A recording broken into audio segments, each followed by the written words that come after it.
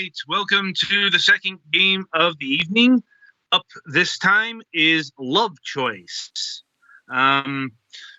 Let's see. LoveChoice is a decision-based AVG. As the title suggests, it's a game about choices. We've worked hard to ensure every scene and every choice was reasonable and meaningful. We wanted every choice to matter and affect the outcomes of the story. The game is a discussion about love. It's more focused on expressing thoughtful ideas than gameplay mechanics. We hope this game brings a little love into our players' lives and provides some insights into how to love their partners a little better. Okay. So we got the Switch version of this.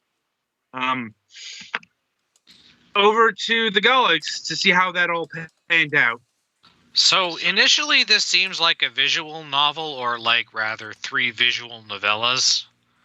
They're quite short, really, although they get longer as they go. But if you do that, you're generally just going to get the bad endings for everything, and you're not going to get the more interesting or full endings. Because almost never when it gives you a choice is the correct choice or the most interesting choice to actually pick one of the choices.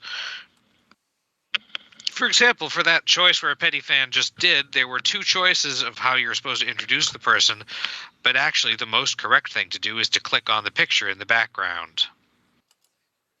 Well, that's not exactly intuitive.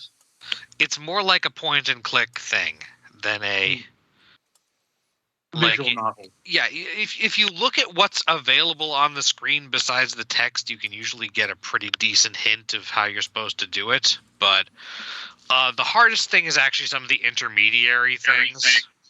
I guess if you miss some of them, you can miss some of the things to good. You can end up on that track, but the idea is so if you here. If you're on the screen, you switch to Twitter and like their posts, and also you can get some hints about choices from later. Apparently, this is actually WeChat, which gives away the game's origins, because that's the Chinese. Well, the bottom one is Twitter, the top one is WeChat, but yes. It is Chinese, and I noticed some kind of Chinese cultural things in the second one that I did. The second one has 2 resolutions, neither of which is exactly a bad ending, but neither one of which I exactly agree with in terms of what I would do in that situation. So, but yes, there are 3 of them, of which I played through 2 times each to get the good and bad endings. Or rather, I played through once and got the bad ending, and then looked up how to get the good ending and played through again and got it. The first one is Love Game, which is about meeting someone at a game jam and forming a relationship with them. The second one is Love Choice, which involves having a childhood friend and then having your life. No, it's Love Distance. Love Choice is the actual thing. Having a childhood friend who has big dreams and wants to go off and be a pianist in another country, and you have to figure out how to make the relationship work or not. And then the last one is called Love Detective, but I did not play through that one yet. But it didn't seem to branch as much as the other ones, so I don't know about that. The Steam version of this has achievements, but the Switch version does not.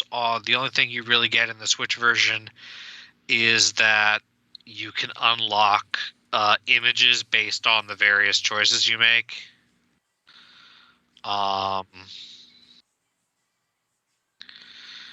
So, for example, there are some that are just basically things about what happened during the thing.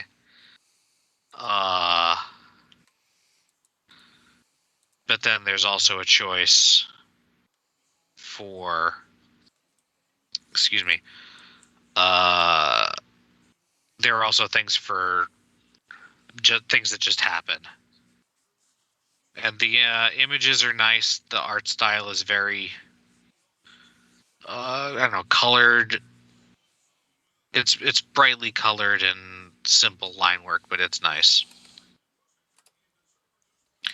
Also, of the two that I played, when you go through and get a bad ending, uh, at least there are some hints in the things about things that you did that are why you got the ending you got. That, like, if you had done something else differently, you might have done better. There are a couple of mini games, mostly this one. The mini game in the second game is much simpler.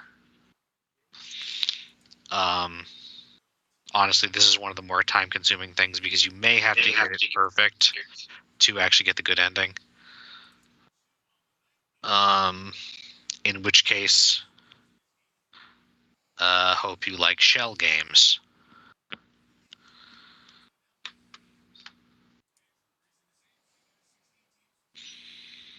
Because that's what it is for the second chunk of it. Anyway,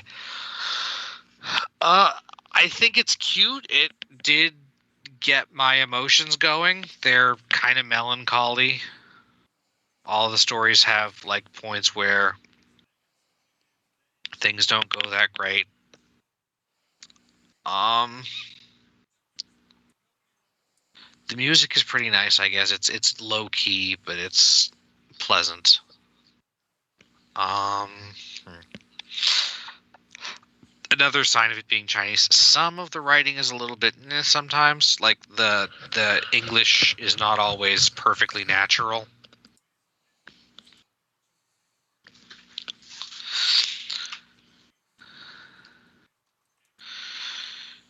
All right. So yeah, overall, I didn't. I'm not sure how much I can grade down for like there being like choices that you might want to make that you can't make, especially because in some of these you're playing as a character and not as like just a self-insert. But I don't know.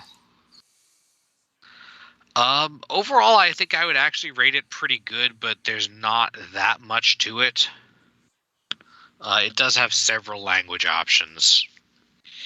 I played in English because that's the one I speak. I suppose I could have played it in German and gotten like half of it. Anyway, yeah, there's not a whole lot to it because it's mostly just like a click on the right things or do the right things instead of or before actually making the dialogue choices. Mm-hmm.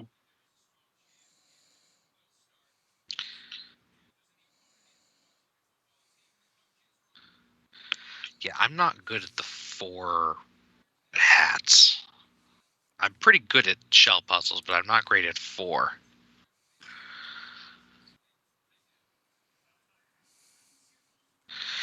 Anyway, yeah, how much? So what's the damage price wise? Is this another $5 one? Yes and no. The console version is $5. The Steam version is $2, $1.99. Granted, it also has a bunch of DLC that will ultimately, because it's got the original soundtrack 1, 2, and 3 for $5.97. So the package here is $6.76. Yeah. $5 is on the upper end of what I pay for it, but I guess I wouldn't say that it's unreasonable if you're into that. It's romantic, a little melancholy, if you're into that kind of thing. Okay. Anything else? I don't think so. Do you guys have any questions? Nah. So in this scene, you're supposed to make them hold hands manually instead of like asking, I guess. And like at the end, there's a prompt that says, if you didn't, that says, I think at that time words would have ruined it, which can be a hint to try to find something else to do, I guess. I don't know. Anyway, so that'll about do it for Love Choice here. Be sure to tune in after the break, as Petty Fan will be reviewing Ogeron.